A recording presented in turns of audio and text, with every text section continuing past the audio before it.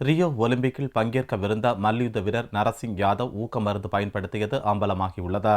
Brazil நாட்டில் உள்ள Rio de ஜெனிரோவில் August மாதம் ஒலிம்பிக் போட்டிகள் நடக்கிறது. இதில் மல்யுத்த போட்டியில் 74 கிலோ எடை பிரிவில் இந்தியா சார்பில் நரசிங் யாதவ் கலந்து கொள்கிறார். இந்நிலையில் ஜூலை 5ஆம் தேதி நரசிங் யாதவ் போதை மருந்து சோதனைக்கு உட்படுத்தப்பட்டார். ஹரியானா மாநிலம் சோனோபட்டில் உள்ள இந்திய விளையாட்டு ஆணைய மண்டல மையத்தில் நடந்த இந்த சோதனையில் நரசிங் யாதவ் ஊக்க மருந்து பயன்படுத்தியிருப்பது கண்டுபிடிக்கப்பட்டது. 2ஆம் கட்ட சோதனையிலும் அவர் ஊக்க மருந்து பயன்படுத்தியிருப்பது உறுதியானது. இந்த தகவலை தேசிய ஊக்க மருந்து எதிர்ப்பு அமைப்பு NADA தெரிவித்ததை அடுத்து ஒலிம்பிக்கில் நரசிங் யாதவ் பங்கேற்பதற்கான அங்கீகாரத்தை இந்திய மல்யுத்த சம்மேளனம் ரத்து செய்துள்ளது.